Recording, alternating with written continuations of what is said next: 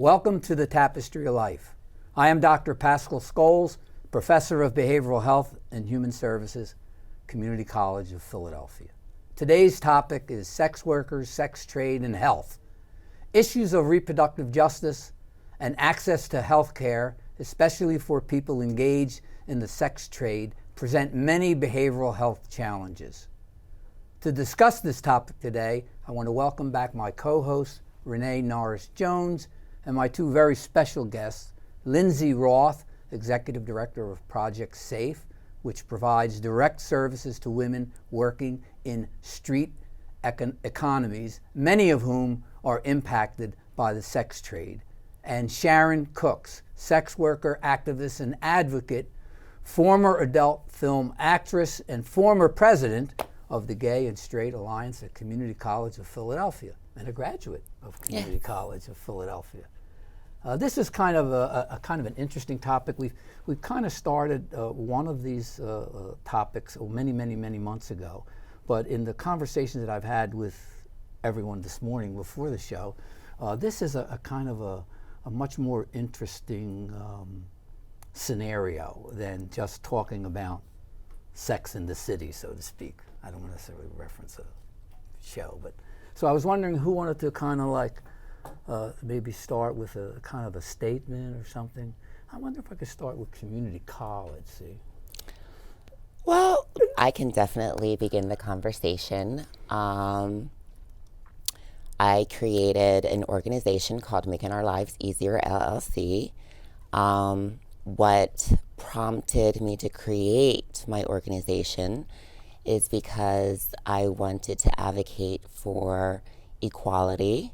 And when I was involved in the adult film industry, I recognized that there were several payment inequalities with the various different segments of individuals who are involved in adult film. So that noticing that led me to believe that some things needed to change, and that people needed to start receiving residuals for the films that they make, just like they do with regular films, and people should be paid a higher rate for the services that they provide in being an actress in the adult film industry. So because I noticed those inequalities, and a lot of the studios were refusing to adhere to the demands of certain individuals, I found my way into community service and decided that what needed to happen was there needed to be more resources, more sustainable resources for individuals who are in the sex work industry. There are a couple things that need to be discussed. Economic sustainability. Some individuals get involved in the business because they don't have adequate resources and they can't gain gainful employment. So I think that society really needs to look at that and really needs to examine that.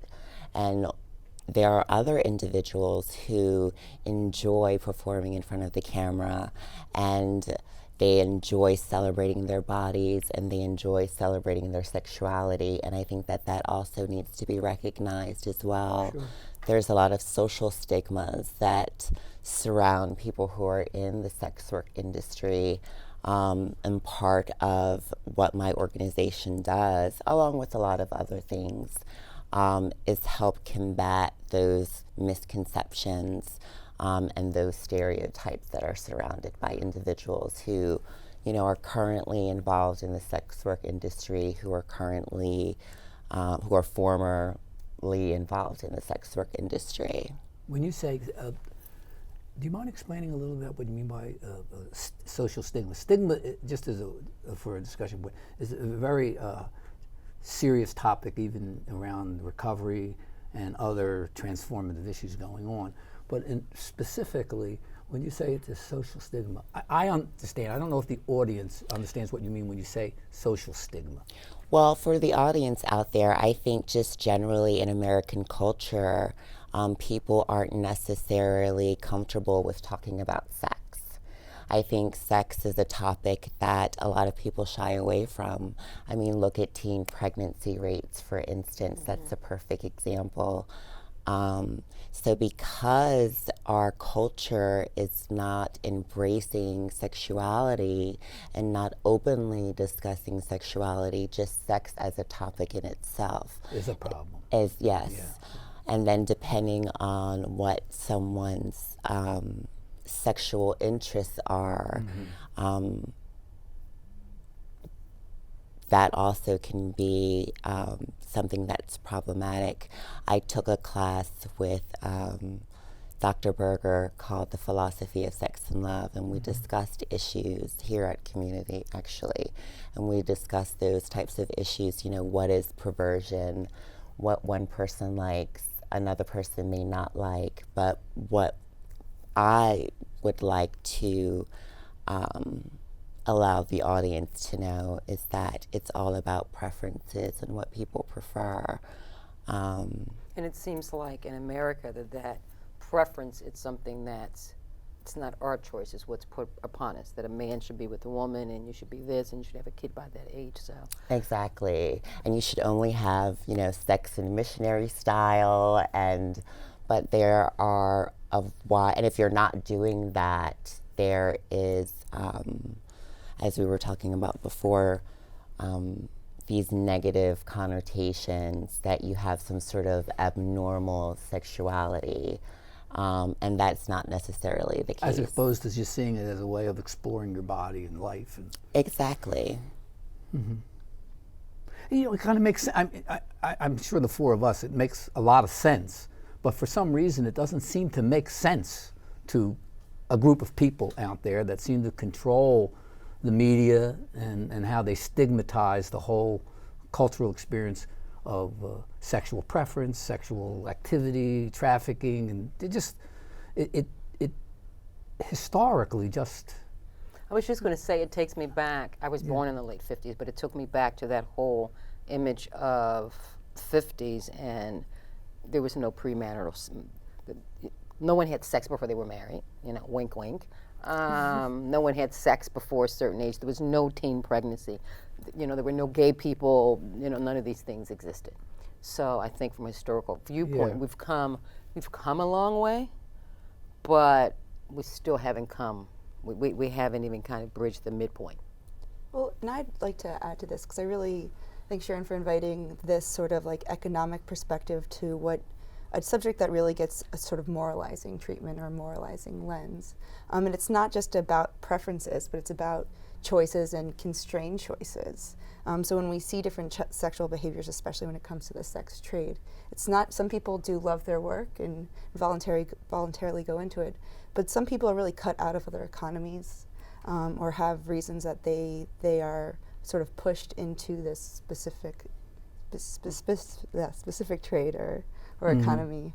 And yeah, I think the media really colludes in sort of erasing the complexity of those choices or lack thereof, and sort of maintaining this. I know we've had this discussion, and I'll open it up to anyone to talk about.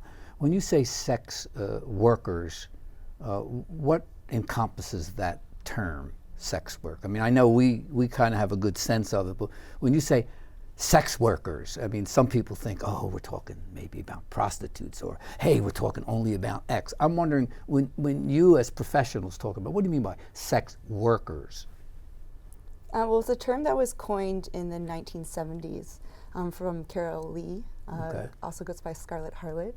And it was a term to sort of move away from the term prostitute, which is, you know, when we talk about sort of anyone else, prostitution is a crime. So when we talk about people who happen to have committed larceny, we don't call them larcenists. Well, that's true. That's a good thought. I didn't think of that. That's what automatically biases our conversation. And it also really invites a workers' rights perspective. Right. So she coined the term to represent anyone who trades, you know, erotic labor. So that could be intercourse, or it could be, you know, dancing or talking about sex over the phone for money, goods, housing, whatever it might be. So we are talking about porn performers, we're talking about exotic dancers, we're talking about, what's called streetwalkers or escorts or called girls or rent boys, the whole umbrella. But these are people who are workers, and and it's distinguishing them also from management. So, Hugh Hefner works in the sex industry, but he's not a sex worker. But he's a manager. He's a manager. Not that people don't often shift between management and work, which is very common in the industry, but it seems like it humanizes it too. yes, Yeah, it does. It makes it sound like just a regular, like a worker. Right. They're just happen to be working in sex as opposed to some other area of activity. I mean, which there's something does make between it the more term. palatable, I guess, culturally to some people. Although you still have these kind of feelings that people have that are generated primarily from originally, I guess, the Protestant ethic and the whole perspective on things. Well, I do think that although we do live in a country that is supposed to separate church and state, I don't believe that we necessarily do. Not so much. And I would also like to piggyback a little bit off of what Lindsay said, is that people have this idea of sex work encompasses a whole umbrella, like she said. So it could range from someone being an adult film performer to someone who is an exotic dancer to someone who just takes calls in the privacy of their own home to someone who does webcam work to someone who works the streets. So there's a large variety, and I think that those distinctions need to be made so people can understand that there are two separate things. There is illegal sex work, which is prostitution, as Lindsay pointed out, which is a crime, and then you have legal sex work. So when people think, oh, you're in the sex work industry, they immediately assume, prostitute. Yeah. But if you go back in history, it's been around for a very long time. And as Lindsay pointed out, as far as goods and services, you have things such as kept women. You have mistresses. Sure. So when you have also individuals that are in marriages, and for women who don't have a sense of self-autonomy, they may be engaging in sexual activity with their husband, and they may not necessarily be in the mood, but they may fear a poor attitude from their husband, or they may feel as though that there are going to be some consequences, or there be economic consequences. Or emotional consequences, or that their husband might go or out economic, and cheat. in the sense of cutting them off from monies that they normally would get through a credit card or whatever. Exactly. Yeah, so that's I true. think, talking about it, people kind of narrow it to this kind of sort of thing when it's something that's very, very broad, and it's not necessarily confined to someone who is a street worker or confined to the porn star. I think that there are a lot of relationships, particularly in the capitalistic society that we live in, that are based on exchange. So just like a good sex could be classified as a good and a service that's being provided, just like consulting is a good It is and like a a consulting service. job. That it is. That's And more recently, there have been some articles about individuals who have ability issues, and part of being a human being is to be able to connect sexually and to be able to connect on an intimate level with another human being. And it's very difficult for people who are in wheelchairs and have ability issues to explore their sexuality.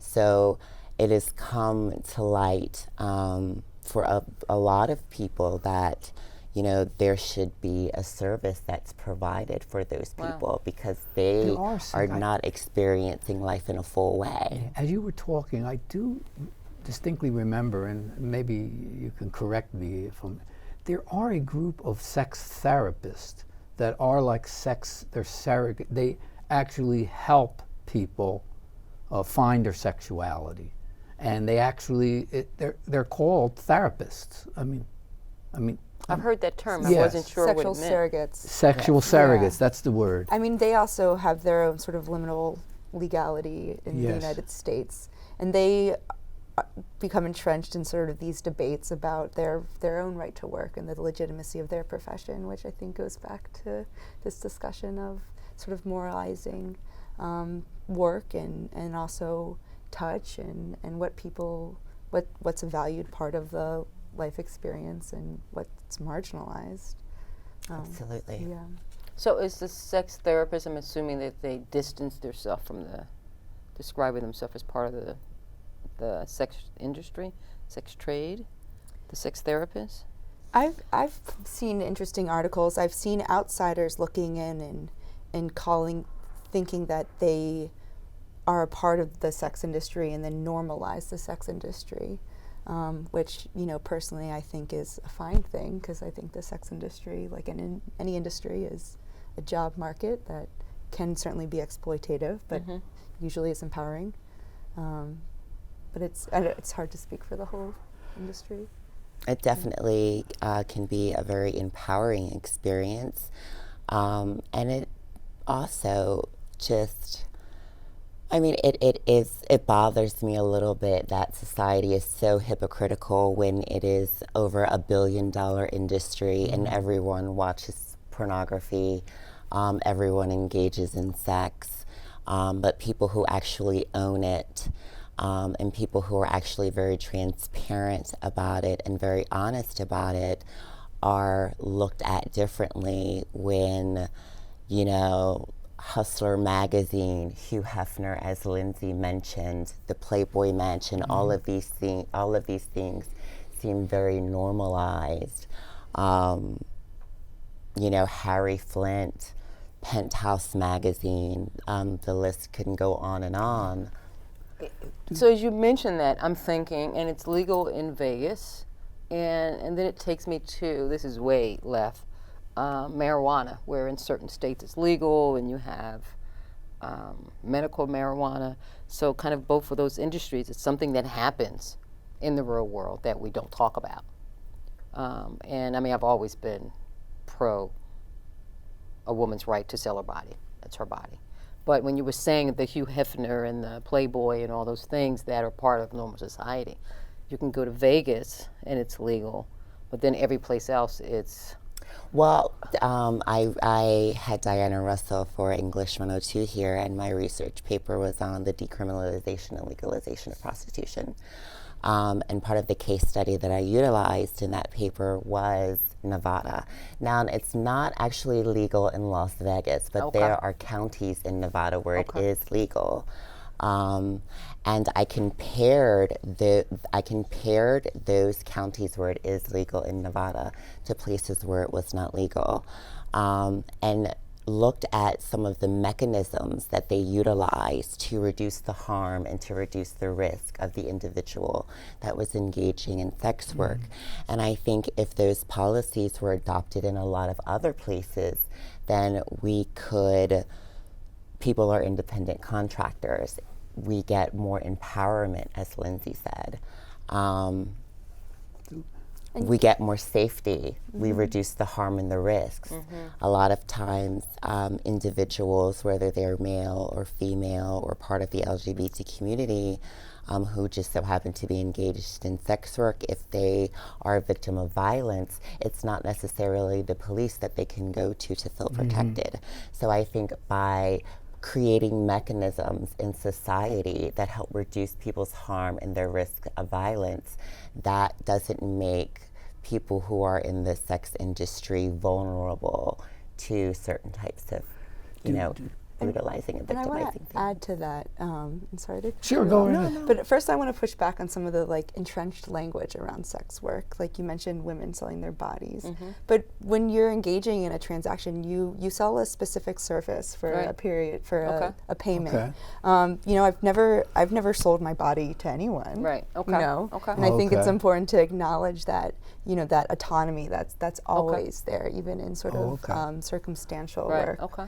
And it's all about the education. So thank yeah, you. exactly. It's all about the education. No, I mean yeah. these are sort of again like the word prostitution. It's this language that sort of makes it hard for us to think outside this sort of matrix of moralizing and Sure. oppression. And I think what Sharron's talking about is criminalization, and whether or not you agree with someone's right to engage in sex work or not.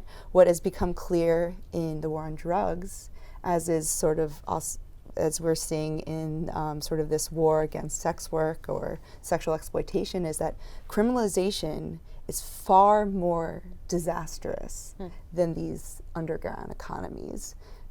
Michelle Alexander's book, The New Jim Crow, really articulates how the war on drugs has specifically targeted men of color. And I think when we look at laws around commercial sex, it really targets women of color, and transgender individuals and gender nonconforming individuals, and anyone who sort of falls out of these sort of norms of gender and race, Sure. and allows them to be further marginalized within the criminal justice system, which in my experience working in the sex industry is far more bereft of violence and exploitation than any pimp I've ever Yes. encountered. Wow. Yeah, I agree. Wow. I was, part of the show tries to get at a sense of what your life was like as a worker. I'm afraid to use the wrong language now. Sorry. I would say it. No, I mean, it's all in education. That's why I like Yeah. doing the show.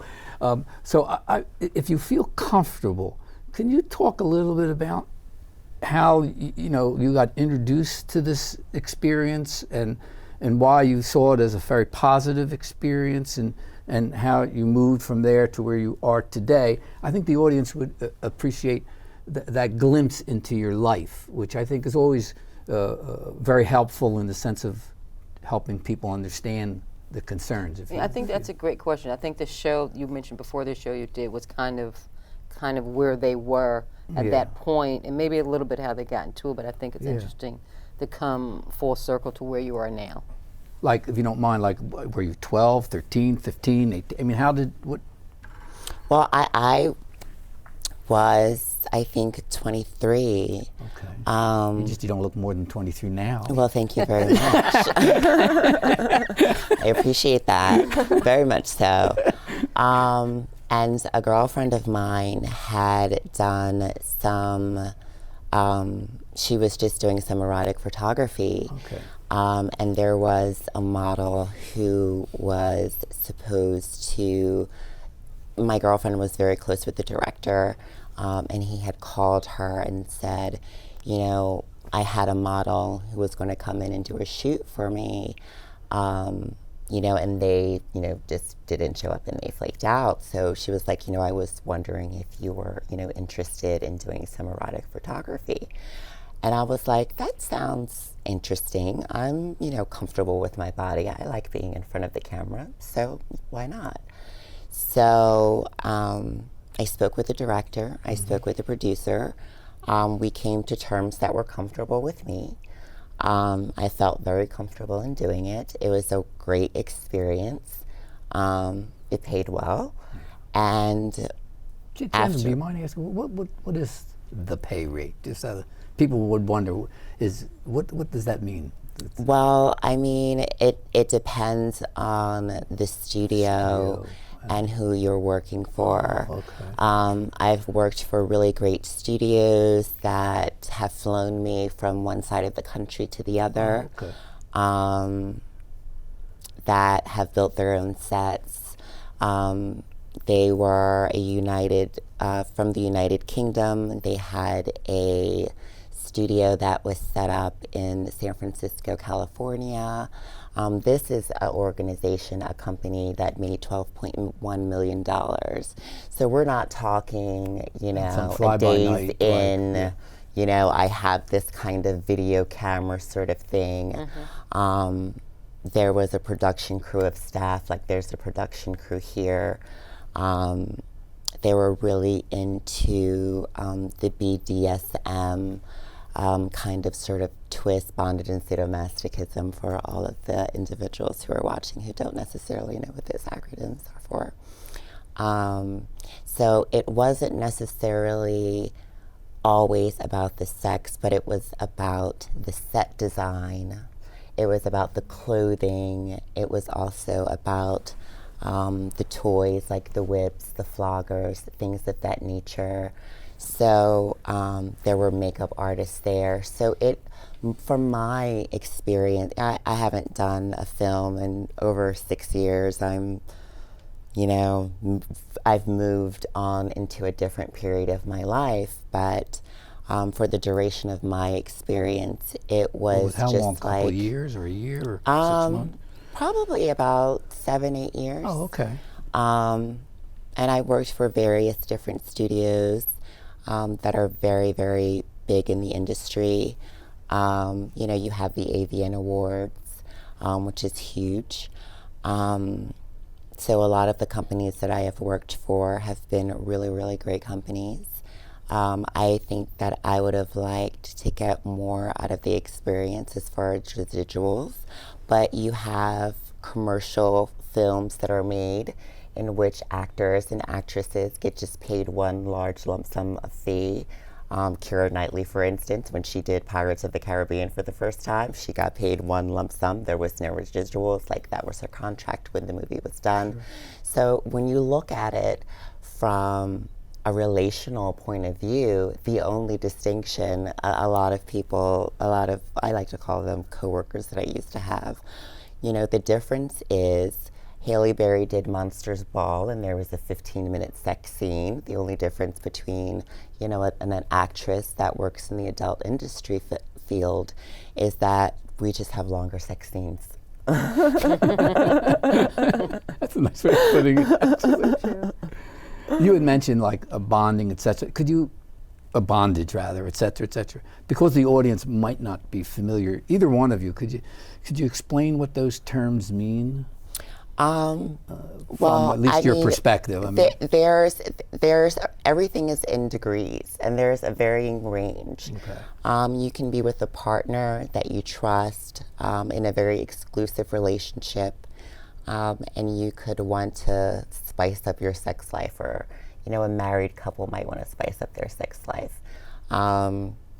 So she, you know, the woman might want to take her pantyhose and, you know, tie her husband to a bedpost. Oh. That's, we'll take it on a scale from like 1 to 10. That's like, you know, a 1 or 0.5. Low on the scale. Right. You know, or you know, taking, you know, a woman taking a tie and, you know, blindfolding her husband.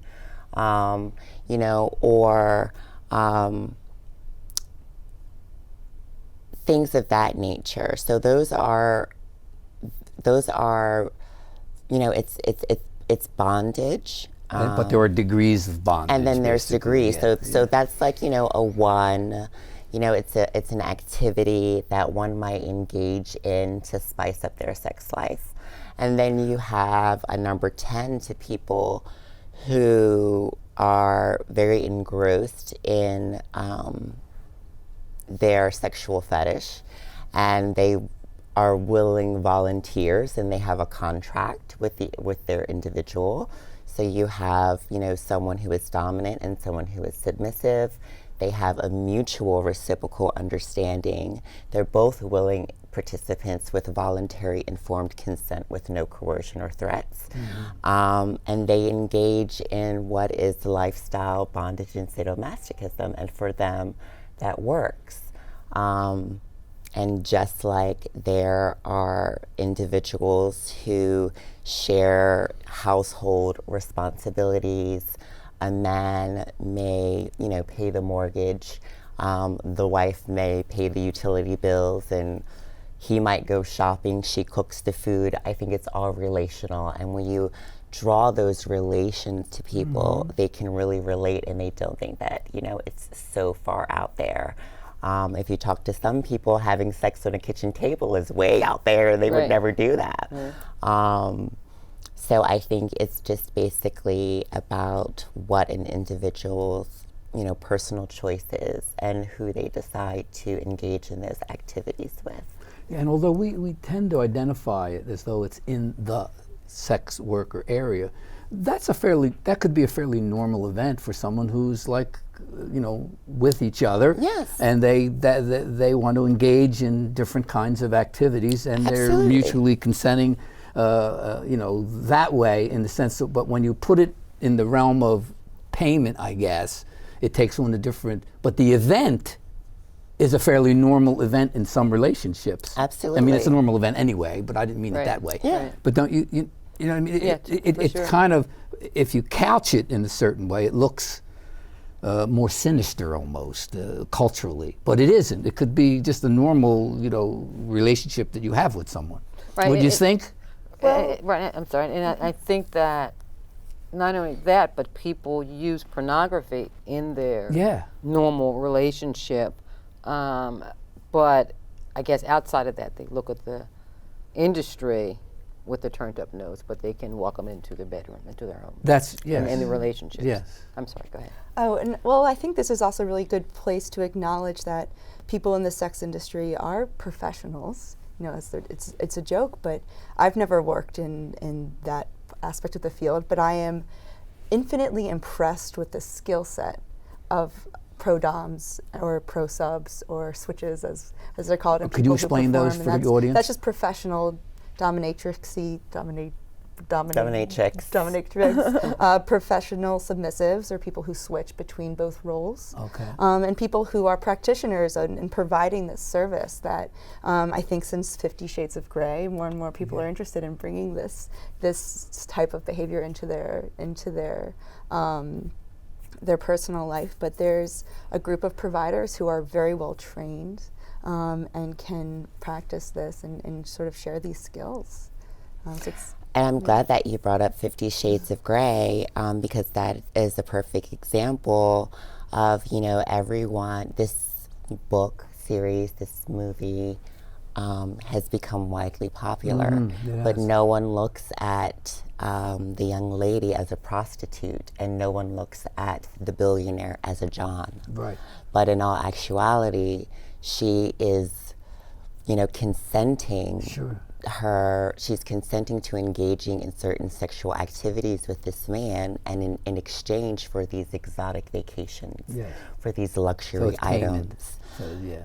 One could look at call it it that way. that. Yes. Well, to add to that, I actually think I haven't seen the movie, and I really have no desire to see it because it actually sounds like what is an abusive relationship. And I think in our, regardless of the type of sex they're having, because in our society, that type of relationship and that type of violence is actually pretty normalized. Yeah, and that's what I that was power trying to say, dynamic, I think, especially yeah. between men and women. And actually, within the sex industry, and in my experience in it, is being able to make those contracts explicit and being able to be off the clock and saying like, oh, you want this now? Well, I'm not working now. That actually makes it safer for women and other people who might be in a more vulnerable position as the submissive or the less wealthy person, or all these power dynamics. So I think there's a way that it's sort of the same thing that happens in like sexually, but there's a violence that's tolerated outside of the sex industry. And within the sex industry, in my experience, I found it to be much safer because I could make my terms and my needs as a provider much more explicit. And that Do you mind talking to when you kind of got started and how things evolved for you? Sure. I mean, for me, I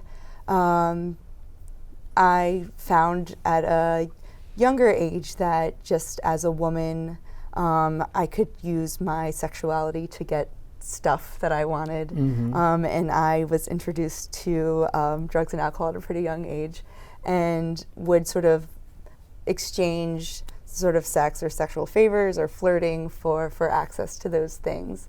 And then was introduced to exotic dancing where I never thought I was, I had the looks or the talents to do that work, and kind of found myself, I was working in the restaurant industry and found myself at a club where they said I could work there, and I was making far more money than I had ever done before, and was able to sort of make my boundaries explicit. And I always, I really valued that work for so long, because growing up, when the talks I had about, my health and my safety, it was always like, don't do this, because then you'll be a bad girl. But there I finally had an education about setting boundaries, and it was really empowering, and learning what my time was worth, and how to say no to someone who is dangerous. And I never had that, that conversation as a young woman, which is so important. And I really valued working in the You mean sex dangerous industry. in the expectations of what the person wanted, or threatened you, or what, when you say? I think it's women. Yeah. As women, we have to be able to judge, is this going to go too far? Is he going to take, and after a while, is this person going to take no? Are there little signs? Do I need to back out now? As women, I think at some point you realize you really need to be able to judge each situation. Yeah. Whether it's an engagement that's agreed upon for 20 minutes, 30 minutes, or however long it takes, or just someone who I met and we're going to go out for drinks or whatever. You're constantly evaluating that kind of where that's going to go. And I think now that online dating's becoming popular, people are sort of using tools that sex workers have used for years. But especially meet in a public place, and then have. And even with that, I actually prefer online dating. I actually met my partner of 12 years online, because it allows you to, once you physically meet someone, then all of that gets in the way. But you can establish a conversation long before there's a phone conversation. You can really get to know the person without any of the physical. What do they look like, or you're kind of distracted by their hair, their eyes, whatever it is. So you can really establish a relationship there. But then you get the only meet for coffee, because then you're not tied in. But you really strategize about how you approach this person. Yeah, definitely. So it sounds like drugs and alcohol was a little bit of an influence on the direction. No? You Not would say really. not? Okay. I was involved in that stuff far before I ever got involved in the sex industry. I had other jobs while working in the sex industry. I worked as a teacher. I worked as a case manager. Again, I worked in the restaurant industry. But for me, actually, doing the sort of informal sort of exchanges I did, and that's where I actually encountered most of the violence in my life. And we talked about disabilities before, but I found actually what I recently finished my master's in social work, and what I can now recognize as PTSD, I was finding it was really hard for me to hold jobs in other industries, because I was living with trauma, and other jobs aren't accommodating to people with mental health issues. And I was able to sort of find a home in the sex industry for several years, because it was a really accommodating job. I could make my own hours. When I woke up one morning and things just felt overwhelming, I could call out. Yes. And I'd still have a job the next day. Yeah, we would all like to have that luxury. Yeah. They could just And call as out for a day. Yeah, and I didn't have to make excuses or sort of disclose what's also stigmatized in the society, and that's, living with a mental health condition and surviving trauma. So and I don't want to diminish that there's certainly violence within the sex industry, but for me it was a place where I could sort of grow and resolve these other issues in my life. And I sort of entered formally around my early 20s as well, and still work as I need to So both today. of you were in your early 20s in the events. Yes. And it's interesting that not to interrupt. No, it's go interesting ahead. that both of you are still working in the education industry and getting degrees. You just completed, as you said, your MSW at Columbia University, and I know you're at Arcadia, and you're a graduate of CCP. So interesting. Whatever happened, you kept that resilience, and you kept moving forward into a different space and a different life, and one expects that those life experiences will come back to be very helpful. I find that they are very helpful. Just to piggyback off of what Lindsay said as well, there's a certain sense of self-autonomy, a certain sense of independence that you have when you can make your own schedule. when you don't necessarily have to answer to someone else, where you don't have to be, punching a clock. And I think that, again, as she said, it's a very empowering experience. And you can choose who you want to engage with and who you don't want to engage with. And I think that that's very important. I also think that that's a really important point, that you can choose, because I think from watching television that it seems as though you don't have that option.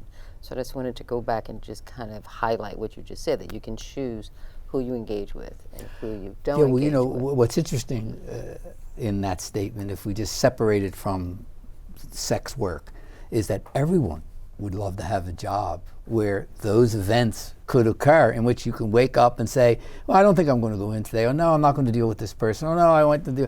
So in a sense, it's the ideal working conditions. I don't know if that And I do want to add, I mean, I think it's a broad industry, and with Project Safe, working with, a lot of the women we work with who are doing street-based work out of necessity, they take clients that they would rather not, or that they know to be risky because of an economic need. And I've worked in clubs where I've had management sort of force me into a champagne room with someone, or force me to be with someone. And that's where sex workers are really creative and resilient, and especially when it comes to de-escalating situations and managing safety. But it does happen within the industry that people are sort of forced into these situations. And it happens in life too. Yeah, but I think of as a teacher, if I could get some folks out of my classroom, or as a therapist, I don't have that luxury, and I've had violent clients as a therapist, more so than as a sex worker. So we've gone from we've talked about the educational piece, but we're talking about that now. We've talked about the economic piece, the criminal piece. Are there other social, political, that whole kind of social, political arena of areas that happens in the industry you guys are involved in, or does that make sense? I know we talked about some, kind of the political sides. I was trying to ease that into the conversation. Yeah, there's so many. I mean, I think that, particularly for one of the studios that I've filmed for, they're a large industry. They bring a lot of money to the city of San Francisco. And they are in a position where they can have Folsom Street Fair, for example, where everyone is, it's this big leather fest, this big festival that happens on a Sunday in September every year, where people are in dog collars, completely naked. Some people are clothed and just want to witness it. But I believe when you are a business and you are providing jobs for people, and you're bringing the city so much industry and so much money, I believe that does have a socio-political impact on that city, on that town. It has a lot of influence. So I think that, when you talk about, there's various degrees, as we said before, but when you talk about something on that scale, when you talk about the AVN, or you talk about some of, Evil Angel and some of the other huge, gigantic studios that are multi-million-dollar studios, they have had the opportunity to have such influence politically on the freedom of expression, that also does need to be taken into account. Larry Flint, fought, the Supreme Court over the freedom for one to express themselves in such a way. So I think when people look at the sex work industry, I think they need to look at it in a broader perspective, and from a perspective of, of a performance, of professionalism, and the idea that it is benefiting not only the individual that is the provider or the practitioner, but it's also benefiting our society in a way that people don't necessarily look at. Hotels are making money, cab drivers are making money, restaurants are making money, the opera is making money. There are a lot of industries, and I wrote this in my paper, there are a lot of the beauty industry, for example, the clothing industry. So people don't look at how sex work benefits so many various other industries. So I think when people start looking at it through a wider lens, it starts to actually, I guess, make sense or resonate in a different way, which changes people's perspective. It changes it from, just in hearing that, I'm hearing you change it from prostitution to the sex trade, which trade tells me is an industry. Right. And I think, I mean, you mentioned a number earlier that it's like $1 billion industry, and it's often cited like worldwide. It's a multi-billion-dollar, criminal economy, and that's often used as a reason to try and abolish it.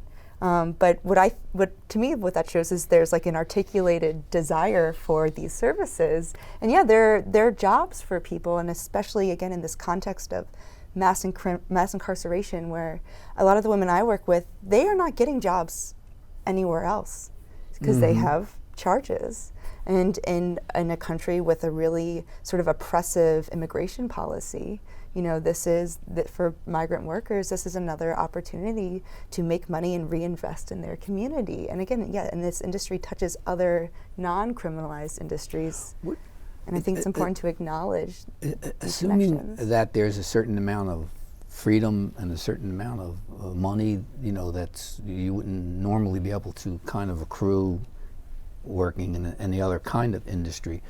Why did you both stop, or why did you stop? I mean, you're getting good pay, and I'm partly saying that. I know you stopped. Well, I mean, I think for me personally, it was noticing that the quality, because of the industry and because you can make money, and I think because of globalization and technology, I believe that the new age of technology and globalization has allowed anyone to just kind of sort of just jump on the internet and kind of sort of jump into the business. And I think in that sense, it's kind of devalued the compensation that goes along with that. Oh, I never thought of it so that because way. of They're just putting their videos up and Right. putting them on YouTube or wherever they put them. Right. And then okay. there's tons of various different sites, that people can advertise on. If you have a smartphone and a prepaid credit card, you can, throw up an advertisement and do a photo shoot and, and post up these things. So I think in the age of technology and with things going global, I think that has affected the compensation that goes along with it. And the effect, because you have a lot of competition. So, for example, Walmart. Do you want to go to a store where you're going to pay, $10.99 example for 3 rolls of paper towels, or do you want to go to Walmart where you could pay that same price and buy 24? So even in other industries, you have people who charge lower prices and who have competitive rates. Yeah. So for me, it seemed as though that the rate of compensation was starting to decrease. So then I decided that it was time for me to explore other options. And then there were disparities that I saw within the industry itself as far as, heterosexual, gay, and lesbian adult film entertainers. They would get contracts, they would get residuals.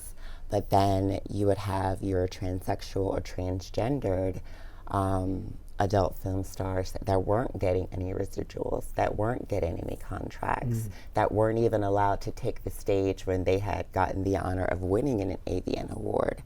So it was what's AVN? The Adult Video Network Awards. They have them every year. So because I was noticing these disparities and the inequalities, I felt as though that it was time to move into a different direction, because that's, as an activist, it didn't feel right. So that's why I particularly chose to move into a different direction and move into community service. And moving into community service and going to Pierce College for business administration, and coming to community, and now being at Arcadia and almost having my degree, and then just starting my own company and being involved in the community and involved with different political campaigns. I feel like I make more of a positive impact on people, and I can use that platform to help reduce people's harm and reduce their risks. And it was an experience that I had. A lot of people have very violent experiences. A lot of people are engaging in activity that they don't want to, as Lindsay pointed out, because of various different economic reasons.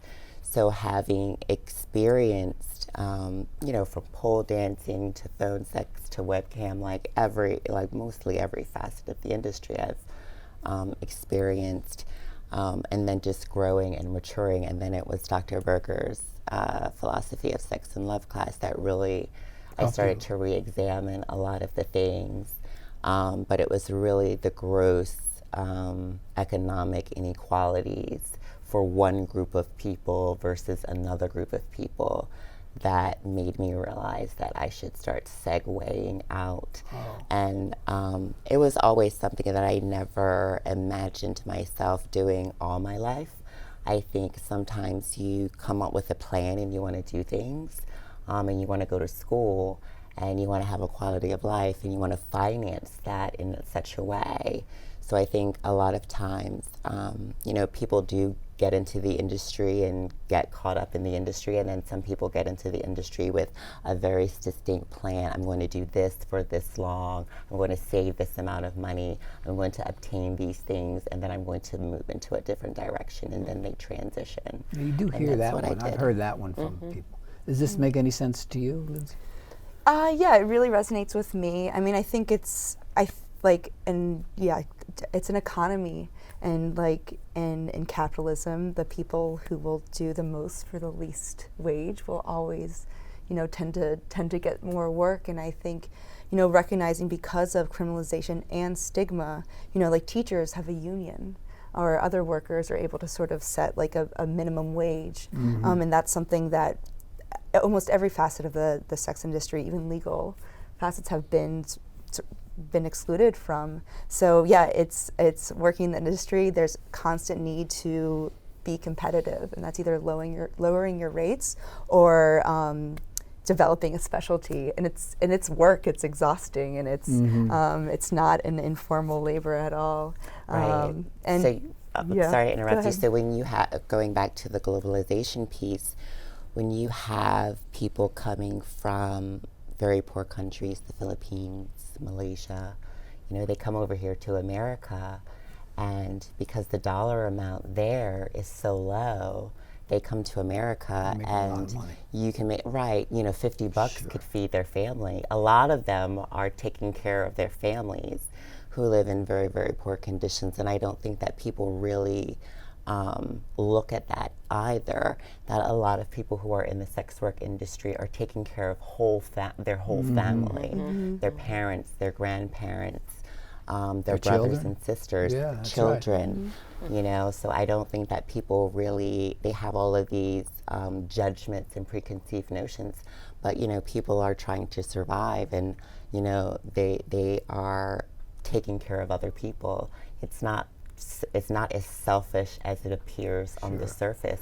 I know a lot of people who are sending, all of their money back, to their families, so their families can eat or have clean water. So I don't think that the general public actually even looks at those types of factors, which I think need to be recognized and addressed. And to add sort of the way I'm also noticing the change in legislation has impacted my work and the work the women I I provide services to, but also work with. Because now there's a focus on ending demand. But what that really does is sort of shifts the supply and demand side, so that because of the risk of arrest is now for clients, they're using that against workers. And it's become, we used to be able to screen clients, and now they screen us to make sure we aren't undercovers or, the power, and they've already had so much more power than us, but now the power dynamic is shifting back to their favor. And it's creating a market where only the most marginalized and most sort of desperate people are working and willing to tolerate that. So I'm noticing that prices are going lower and lower, and there's economists that have modeled this. And working conditions are getting riskier and riskier. And again, even in regulated parts of the industry, like I've mostly worked in strip clubs, that's happening too, where there's been several lawsuits by strippers who are sort of held to the standard of employees, and they're treated like independent contractors, and we have to pay our own taxes and all these things. But it's the working conditions, which were once in the workers' favor, are shifting back to be less so. That being said, as I'm shifting into the social work field, it's interesting to see the same sort of tactics used against this labor force as well. Social workers used to have salary jobs, and I'm now looking at per diem work, and that's what I was doing. That's I right, want a 401k, And so I think this is where we need like a broader workers' rights solidarity and framework for understanding these industries. We only have about a minute or two Sure. left. And maybe I could end it by asking you to say, what are you doing now? 30 seconds about what's your activity, and what are you doing, and where do you see yourself impacting on the field? So maybe you can start wherever. Well, as I said before, I've created an organization called Making Our Lives Easier LLC. www.makingourliveseasier.org is my website. I'm on Twitter, I'm on Facebook, I'm on Instagram. What I do now is that I do a lot of community organizing. I do a lot of advocating and activism work for marginalized communities, and I represent underrepresented communities. As far as what I do for sex workers and people that I know that are still involved in the sex work industry, because I've had previous experience in it, I can help them. I can give them tips on how they can reduce their harm and reduce their risk. I have a hotline that they can call. Why don't you just tell us the hotline, and then we got to move on. Okay. It is. You can give me a call, 215-432-4776. I can't remember my 800 line right off the bat, but if you give me a call there, I can definitely. And what are you doing today? And we can. So I am currently in the board of the Sex Workers Outreach Project USA, and that's the nation's largest sex workers' rights organization. We now have 22 chapters nationwide. And locally, the SWAT Philadelphia chapter works closely with Project SAFE, where I'm I've been working there for 7 years. And we, again, provide direct services to mainly women working in street economies. So that's women impacted by both the sex and the drug trades, not because they are co-occurring, but because they're criminalized in the same way, and we're noticing the same sort of public health and personal issues because of that. Is there a hotline or somewhere or something? There is. You can reach SAFE at 1-866-509-SAFE. And you can find both of our websites, and we're on social media, Twitter, Fabulous. everywhere. ProjectSafe.org. Thank you. And Swap Philly Facebook page. Well, that's all the time we have for today. I would like to thank my co-host, Rene Norris-Jones, and my two very special guests, Lindsay Roth and Sharron Cooks, for being here, obviously. I would also like to thank you, the viewers, for tuning in. You have been watching the Tapestry of Life, CCP TV, the educational channel of Community College of Philadelphia. I am Dr. Pascal Scoles, Professor of Behavioral Health and Human Services. See you next time.